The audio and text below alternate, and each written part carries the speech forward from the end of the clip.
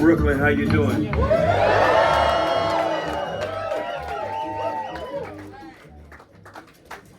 Well, what do you guys expect tonight? What do you say? Everything. All of it. All of it. Okay. Could I do like a baby reindeer thing right now? Or? Your day.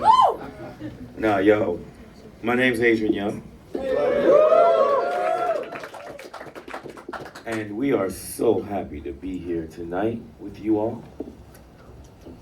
And we were backstage and we were thinking like, are we gonna really go in and just give it our all tonight? Yes. I said, yo, I said, look, it's a good idea, but we can't do that if they don't want that. So do you guys want us to go like all?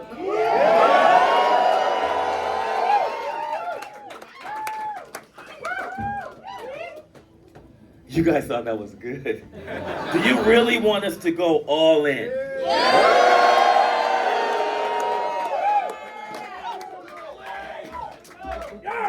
Taking the gloves off, that means it's time to go.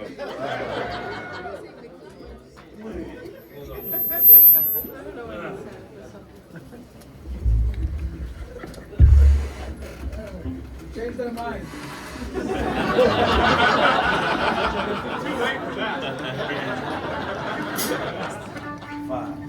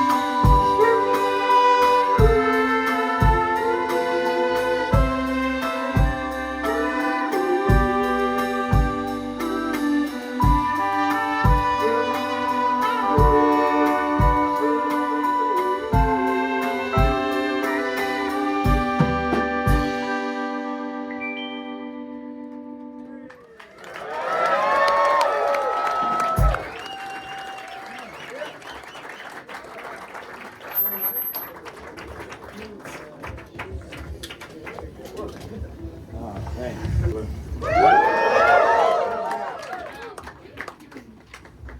How many of y'all are familiar with the album Something About April?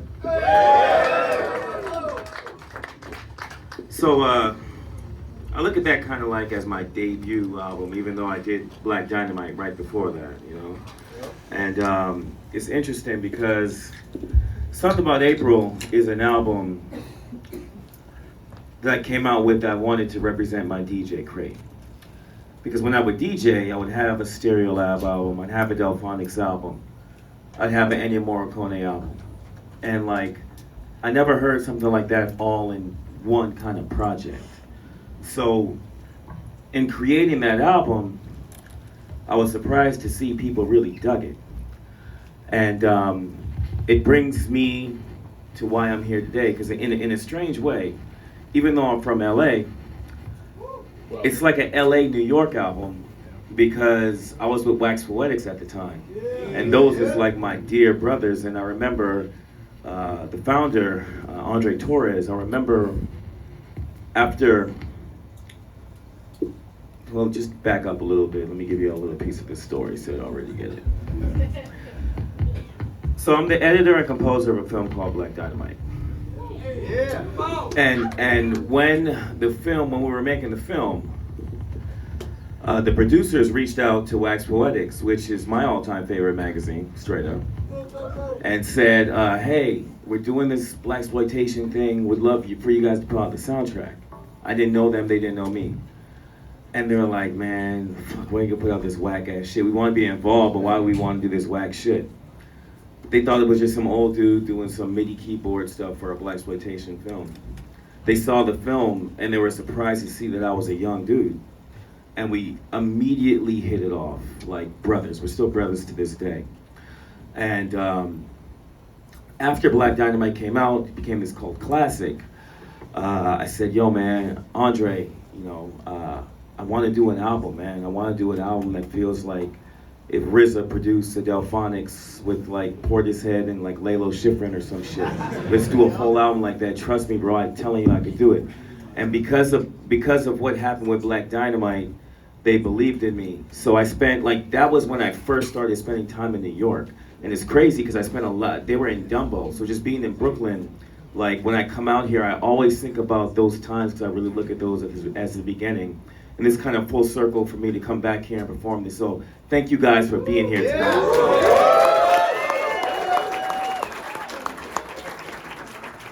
So another part of this journey is that I started like sampling records in '96. And when I was making these beats, I wanted to be the next Primo, you know, the next RZA, the next Ali Shaheed, you know? And the records began inspiring me more than the derivative beats I was making. And I said, you know, I gotta pick up an instrument. I gotta figure out how to play these instruments.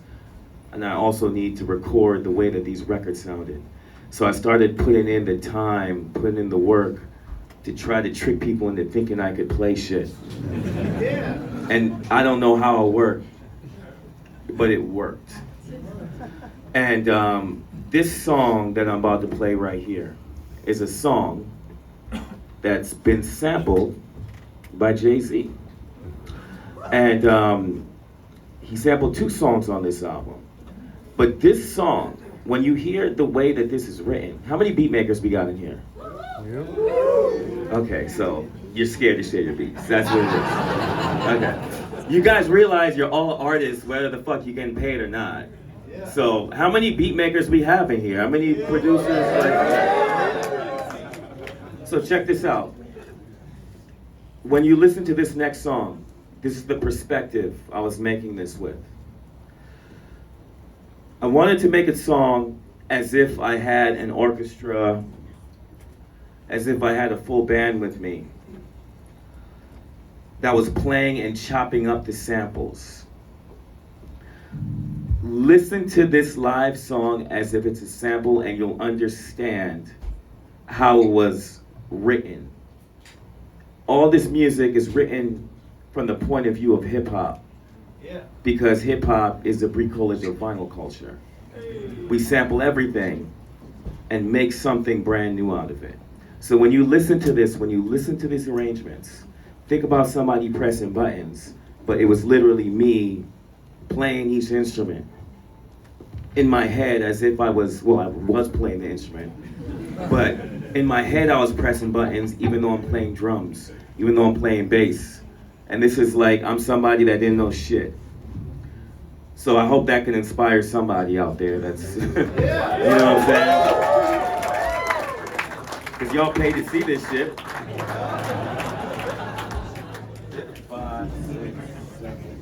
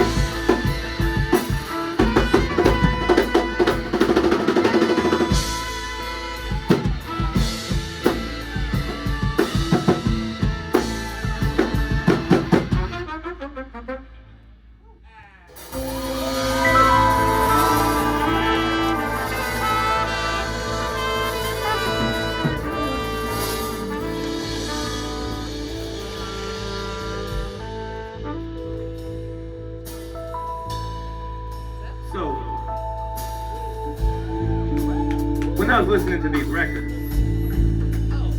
I always had these little samples in my head. That's how I knew. That's how I knew I had something unique to say. But it's not just me. Everybody makes beats with their mouths when they drive with no music. Everybody sings in the shower. But all of us that admit we have something to say with music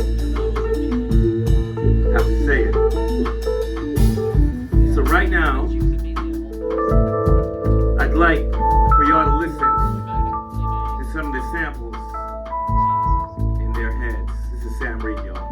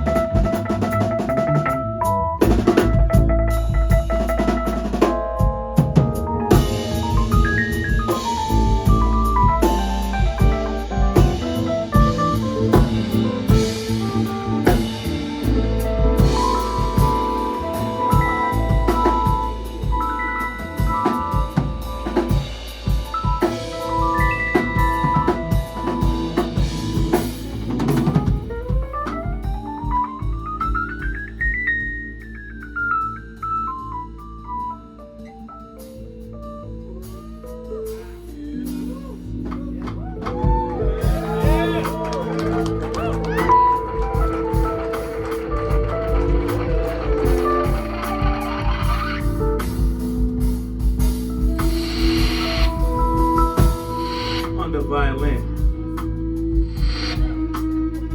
I would like to hear Kalane Moto play some samples from her head.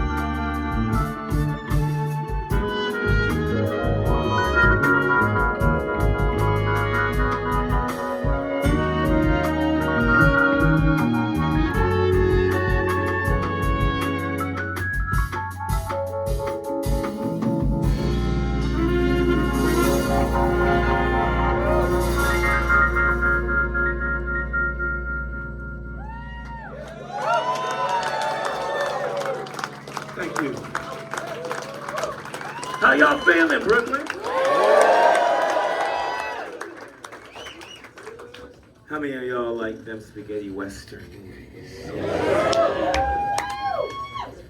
So I remember when I was writing something about April, I was hella into Ennio Morricone, like crazy. And watching Fistful of Dollars, all the movies, you know? And I was thinking, if a hip hop producer hooked up with Ennio in like '69, what would that sound like? Can I show you that? 5, 6, 7.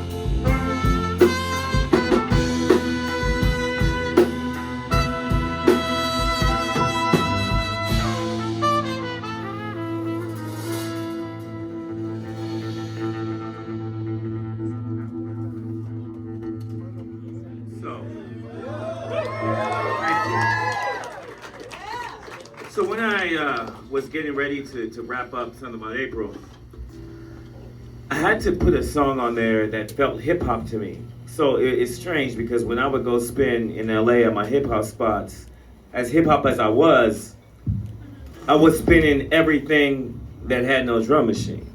I was spinning Laylo Schifrin.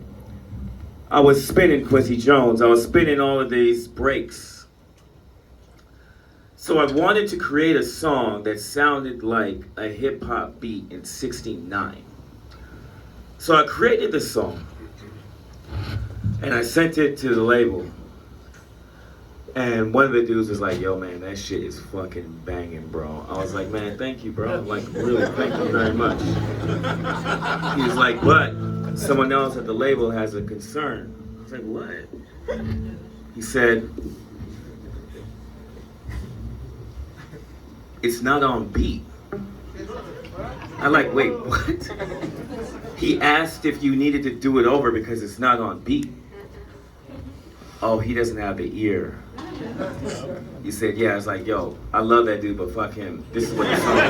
I said, watch when this shit gets sampled by somebody like a Kanye or a Jay-Z or some shit. And this was 2010-ish, 11. And what's crazy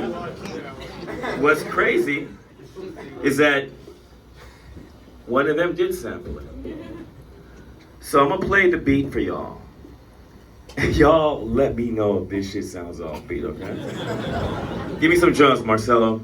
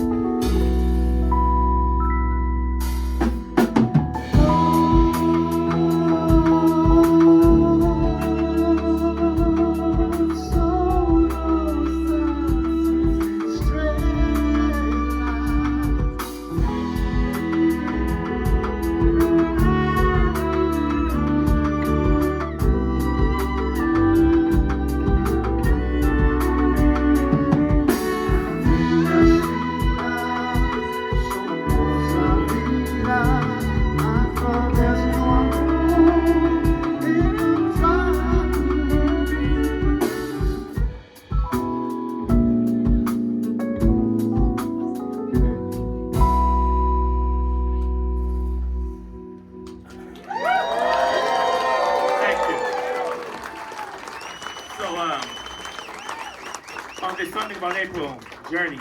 Something About April 1 came out in 2011, Part 2 came out in 2015, and Part 3 comes out this April. Yes, and it closes out the trilogy, but it's heavily inspired by my trips to Brazil and spending time. Any Brasileiros aqui? Yay! Fala, mano. So, I went to Brazil and spent a lot of time with the people. With our Jazz is Dead company, we worked with so many of the maestros, from Veracai to Carlos Dafe to Marcos Valle, so many of the maestros, to give them love, and they introduced us to so much beautiful culture. And you know, a lot of us hip hop heads here that have been digging for records forever. There's only so many records in the US, but when you go to Brazil, it's like going to the US again. It's just a treasure trove of beauty, man. And I just kept digging and was inspired, and I felt that this was a way to close the trilogy. Do a Something About April album with a full 30-piece orchestra, all in Portuguese. And that's what this album is. Yes, thank you. So some of these songs that we played, these last ones are in the Portuguese, and these last couple that we'll play here are in Portuguese also. And, you know, music is a universal language. When I was listening to everything that they had out there, you could hear the history, and you could hear the heartbeat of Africa, because 85% of Brazil is black, you know, and you feel that shit. All Latin music, all that shit comes from Africa. We all connected. And it's just interesting when you hear all these rhythms that came from the diaspora. But I chose to put my hip hop rhythm on top of some shit. So that's how it is. What it is. The synthesis. So this next song. Any of y'all know of a dude named Chimaya?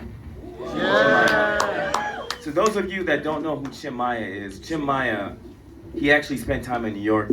Brazilian dude, came out here, soaked up a lot of the soul, went back, a brother, and made some of the nastiest soul music in Brazil. And he died too early, but his music still lives on. And this song is called Eu Ainda Estou. Esperando por você, and it's like something that's very heavily inspired by his sound. So let's do it.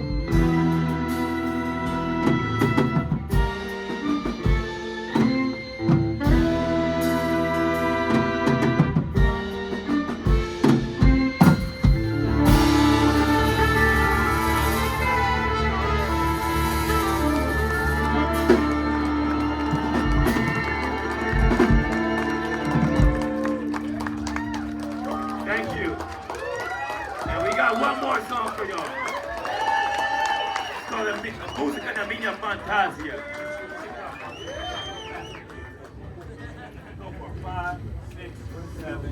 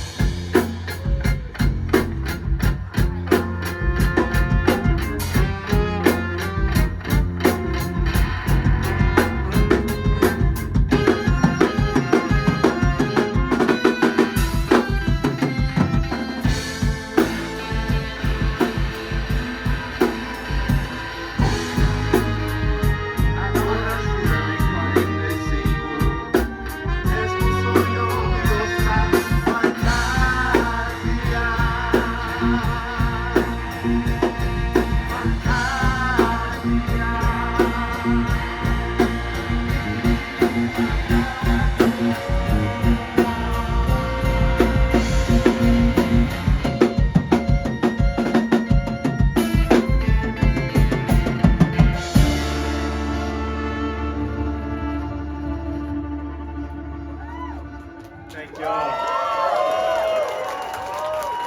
Thank you. Thank you very much. And before we get out of here, I need to introduce y'all to my family. Give it up to Marcelo, who guitar, on bateria drum. Give it up to Jack Waters sitting on guitar, y'all. Give it up to Lauren Odin on the vocals. My brother Sam Reed on the keys. My girl Manuel Wonder on the viola. Kehlani Ekimoto on the violin. Tatiana Tate on the trumpet. And Alicia Camino on the tenor sax. And I'm Adrian Younge, and this is just something about April tour. And I want to thank y'all for allowing us to play for you guys. It really means a lot to us. Much love. If y'all enjoyed yourselves, spread the word. We got one more show here tomorrow night, so don't be afraid to come back. We got Adam Block in the house from Jazz is Dead. Give him a round of applause, please, our brother.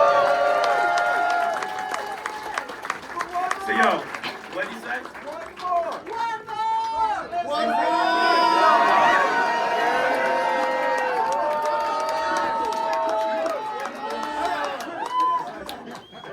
Yo. You know what, to be honest with y'all, like, this is my favorite place in the world to perform, and I had a really good time. And when it closed, y'all gave a hella round of applause, and then it was like, hey, one more, guys, one more. It kind of fucked up the vibe for me, so I want to leave feeling hella happy about my favorite place in the world. So we're just gonna leave unless we really think y'all actually fucking with us and want to.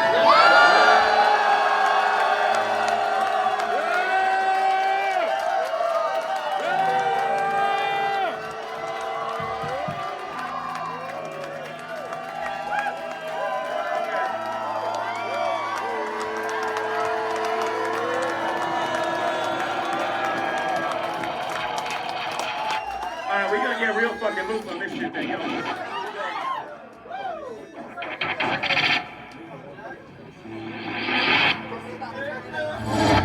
it up to Jack Wilder for all his freakouts.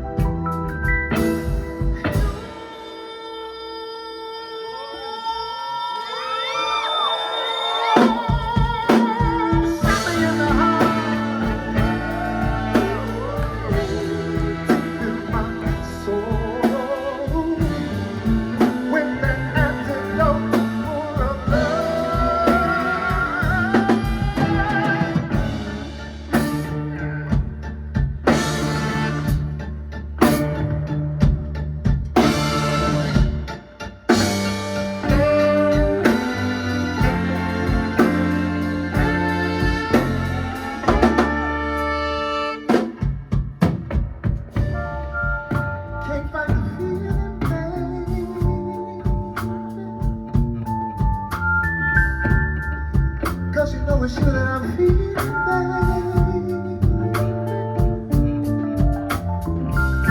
I tried and tried so hard just to make you understand.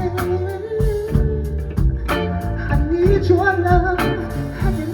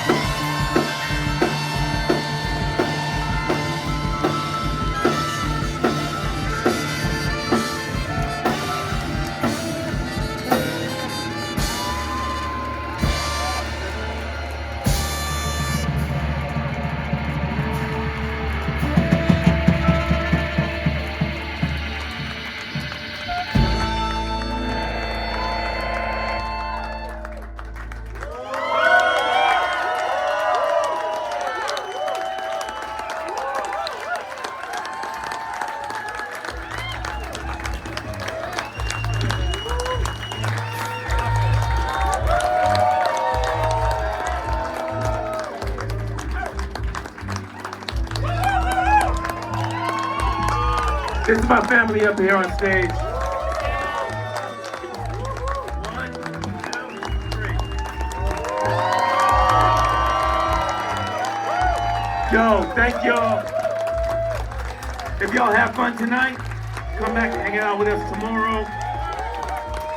Before you guys leave, I would love to shake all your hands and say thank you, you know what I'm saying, for coming out. Much love, I'm Adrian Younge. This is Sultan Tour. Thank you.